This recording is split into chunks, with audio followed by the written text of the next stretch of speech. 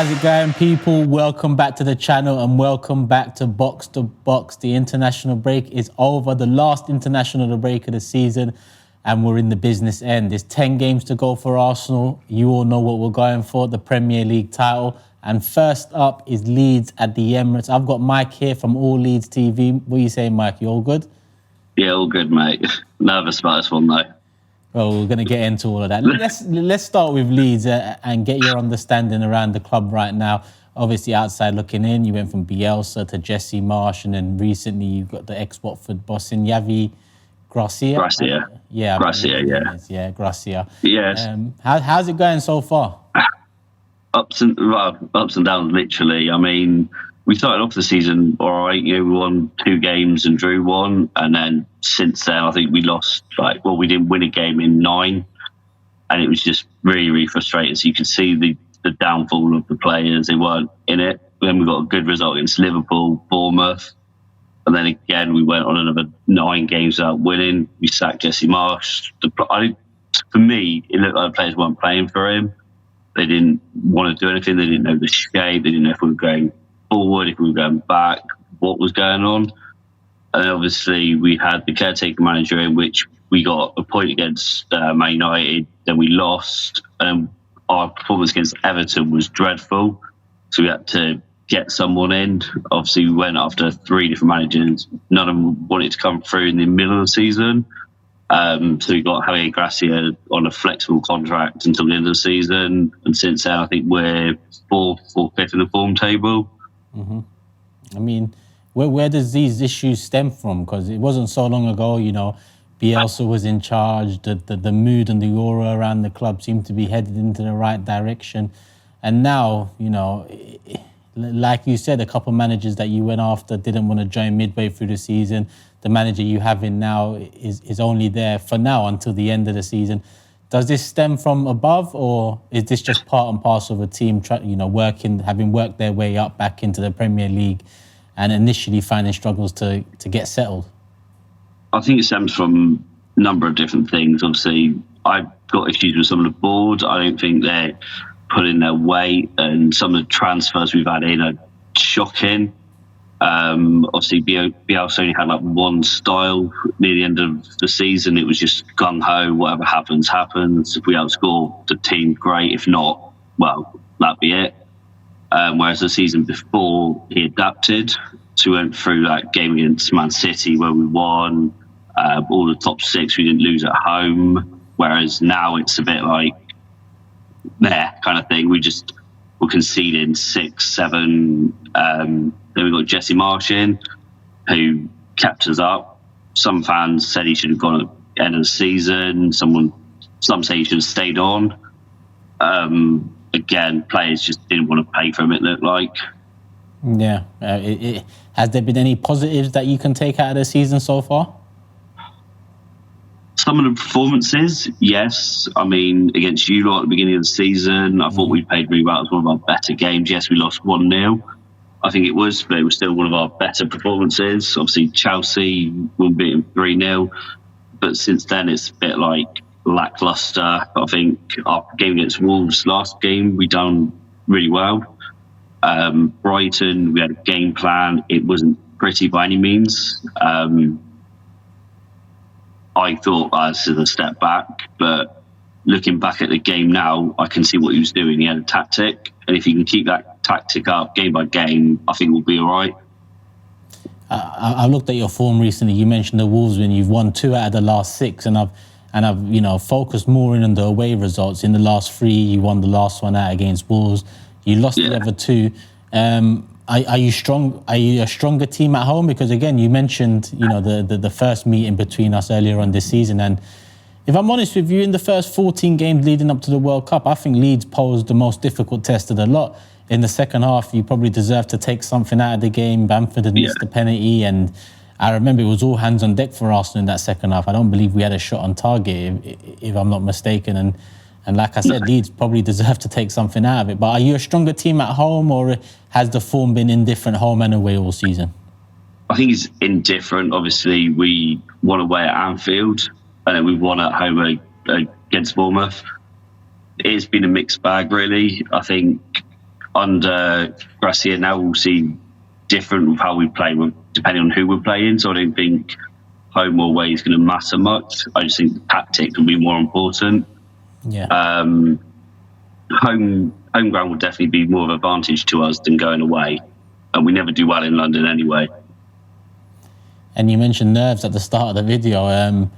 Is it nerves because you're playing high-flying Arsenal, or is it nerves now that you're going into the last 10 games where you're only a couple points off the relegation zone, having played a game more, I believe, than a couple of the clubs in the bottom three?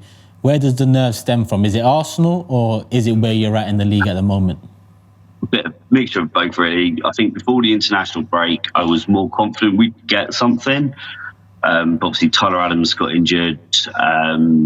Notto's got injured on the international break, so is Verba. So two of our better players, or three, are all out for this game.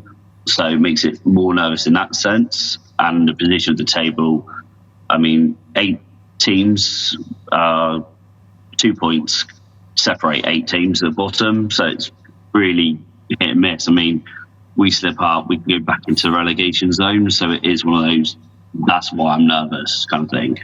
Yeah, it's so tight down there from 12 to the bottom. Like you said, 2-3 points separate the lot. Are you confident of staying up this season, or are you still worried about that? I'm still worried. Obviously, I've looked at fixtures-wise, and our fixtures are more favourable than what Everton's are and other teams. So, but a lot of teams have got to play each other, so they're going to be massive going in. I don't think it's going to settle unless 1 or 2 teams break away, win 4 on a bounce, while the others are drawing. It will go down to the wire. Yeah. And you also mentioned the injuries as well, and that's something I wanted to bring up because a few starters are out for you this weekend, this Saturday against Arsenal. You mentioned Tyler Adams, who's just had surgery on, was it a hamstring injury, I believe? Yes.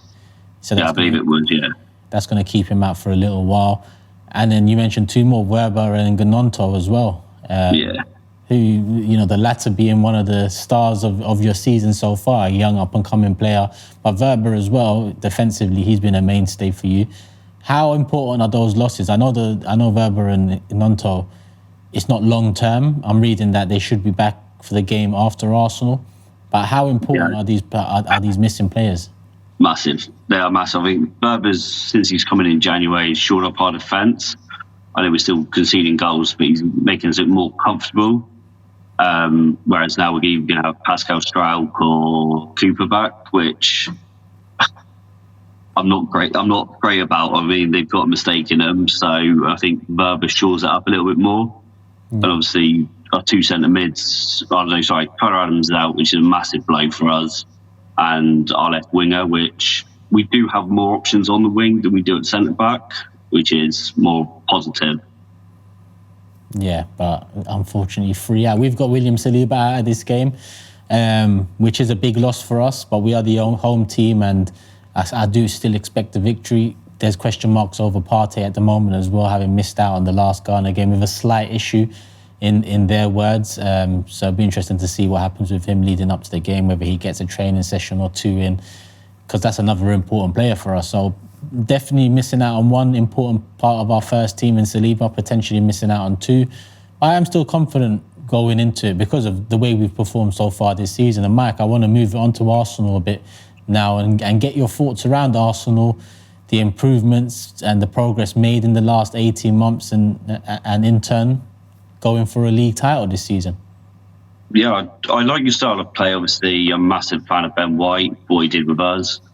It was a shame we didn't get him. When he went to you, I knew he would be great for you guys. Obviously, you got Saka, Odegaard, and Nketiah as well. We've had him on loan. So we know what he can be like. Obviously, you got Jesus coming back now.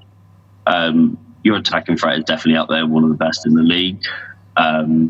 So you can break anybody on the counter-attack or even just dominate possession. I want you to win the league, especially over City, but not at our expense. Why is it that you want Arsenal to win the league over Manchester City? So I had like a soft spot for Arsenal, say. Like growing up, they were never a team that I thought, I really don't like them. Obviously, it's the same with City. I've never disliked them. Obviously, with their financial fair play and all of that, spending willy-nilly is questionable at times. But I like your style of play more than what I do theirs. Fair enough. And looking at the form between us since you've come back into the first flight Premier League football, 1 draw and 4 losses. The first game being a 0-0 draw, and Arsenal have won every home and away fixture since then. But Leeds are a different outfit now, in my opinion. Looking at Arsenal, who would you need to nullify? I always ask this question on Box to Box. Who would you need to nullify in order to take something from this game? Odegaard, or Odegaard, however you pronounce his name, definitely him. I think he can pull strings. I think he's been definitely the best midfielder in the league this season. So if we can nullify him, we will, maximise our potential of trying to get something out of this. I said I'll take a point right now. Obviously, on the day, I'm always one of those guys that will become really, really optimistic on the day. But yeah, give me a point now, or even a decent performance, I'll be happy with. And on the flip side, again, if you had to take something from this game, who would need to have a big game for Leeds? Who is your main attack? Who is the main outlet for you guys? So obviously we've got Nosso out, which should probably be him. Obviously we've got Rodrigo coming back from injury now, so I'd definitely say him if he starts. Obviously Luis Sinisterra has come back from injury as well. He can, when he was playing before he got his injury, he was doing really well. So if he can come back in, pick up some form, I think he might be able to do some damage against you lot. Harrison's picking up some form now as well, which is important for him. He's a confidence player. He's got 2 and 2. So I think he might come up against, obviously, Ben White's right back, so he'll be up against him. McKennie as well, maybe. Yeah, I forgot about him. Rodrigo is your top scorer this season, I believe, on 11 goals. Yeah, he is. He's got, I think, 11 or 12. So is he the main man now? Because, I keep on mentioning the last few years with Leeds, and Bamford was always looked at as someone that's going to evolve and kick on. But injuries seem to have played a part in like a stop-start Premier League career. Is Rodrigo now the main man? Is he the go-to guy up front? For me personally, I'd have Rodrigo all day long when he's fit. Even if at 90%, I'd probably have him over Bamford. Okay. Well, what is the situation with Bamford? Is it the injuries that have caused this stop-start, or is there more to it? I think there's more to it. When we first came up, obviously it was COVID, so it was behind closed doors. He didn't have fans on his back, so he was scoring.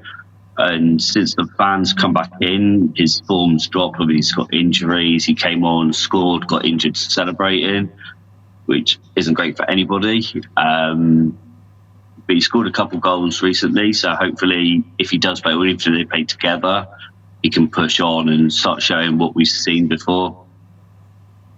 Are you at the game on Saturday? No, I'm not. Anyone from All Leeds TV going to be there? I'm not sure. I don't think so. Oscar might be, but I don't think he will be. I'm not sure. Okay. Well, I was just interested to know if anyone was there to maybe catch up on AFTV after, but maybe this is a bit of overconfidence here from me, because I've been focusing heavily on the Liverpool Anfield game, the Manchester City Etihad game, the Newcastle St James Park game. But, as you know, at this stage of the season, teams that are fighting for their lives tend to pick up the levels in performance. And you're one of those clubs fighting for your life this season. I'm confident Leeds will stay up. I think you have enough about you. I think you have enough quality, albeit there's a few injuries there. But this is really now crunch time for Leeds to kind of, secure their stay in the Premier League, get in a manager or remain with this manager and really kick on now. Yeah, I think our next game, we've got Forest on Tuesday or Wednesday. I think that's more important for us than this game. I don't like the word free hit, but for us, this probably is going to be a free hit. But obviously, you've seen with Bournemouth beating Liverpool, teams at the bottom beating the bigger clubs. So anything can happen in this league, and it could be one of those days where we come to you and we nick something. Our focus more, for me anyway, is what teams around us. This is probably the right way to look at it. I mean, that last win against Wolves away from home was a big one for the bottom half of the table. I think, are you just behind Wolves in the table now, or did that... Yeah, by a point behind them with a game in hand. Okay. It's all set up for an interesting end to the season with Arsenal and City going for the title, the top 4 race still open. The European places below the Champions League places still open, seeing if Chelsea might get there after their heavy spending. But the relegation battle this season seems more extensive than ever, in a sense where there's so many teams in and around the conversation with only 10 games to go. I don't actually remember the last time it's been this tight at the bottom half of the table. No, I can't either. And it is, like I said, 2-3 points separate 12th to 20th. A lot of teams playing each other, especially over the next few weeks. So you're going to see gaps. You're going to see them closing again. Likelihood is every one of those 8 teams could be in the relegation zone at some point going forward. So it is one of those games. It's one of those where you've got to take a game at a time, really. Yeah, one game at a time. That's what I'm going with for the last 10 anyway. But with Leeds very much firmly in my sights this Saturday, in Arsenal's sights this Saturday. We'll move on to predictions now, Mike. And as the home team, I'll kick off. I predicted 3-0 on Forever Arsenal, another podcast I do on this channel. It's been a while since we've got a clean sheet at home. Our away form seems to be a lot more secure, let me say, than our home form. I mean, we still win the majority of games at home, but conceding, you mentioned Bournemouth against Liverpool. Bournemouth nearly caused us problems going 2-0 up. But I'm gonna stick with a 3-0. I think Leeds can cause us problems, but surely a clean sheet is round the corner for us at home. That's just the feeling I get. What would you go with as a score prediction this Saturday? You like to see a clean sheet, obviously, at home. I think we might get something, like a goal, that is. My head's saying 1-1, but realistically, I'll 2-1, but as long as it's a good performance for you guys. 2-1. Last question before we wrap it up. You want Arsenal to win the league over City. Do you think we will win the league? Yes. You do? Okay. Fingers crossed, Mike. Fingers crossed. Fingers crossed for you guys. I'm gonna tag all Leeds TV in the title. Let them know where else they can find you on the social media channels. I'll put it all in the description below as well, Mike. So yeah, we're on Instagram, TikTok, Twitter. All on those, and Facebook as well as YouTube. And is that all Leeds TV on all platforms? Yeah. There you go, people. All Leeds TV, all social media platforms. I'll put all of those links in the description below. And the channel is in the title, so make sure you subscribe and show Mike and the team over there some love. Mike, any last words before we wrap it up? Good luck for Saturday, but I hope we get something from you guys. Well, good luck for the rest of the season, but not for Saturday, Mike. Appreciate you coming on, my bro. Enjoy the rest of the season. No worries. We'll talk to you again soon. People, hit the like button. Let's get it up to 1,000. You know what it is already. And leave your comments below. Key battles, who's the main threat from Leeds, who's our main threat. It tends to be Saka more often than not when talking to opposition fans, but Odegaard's name has popped up a fair few times across the season, as well as Trossard recently too. I want to hear from you guys and girls watching at home. Who is our main threat going into this Leeds game? Predictions, lineups, all of that. Hit the like button and love for the love, people. All right, peace.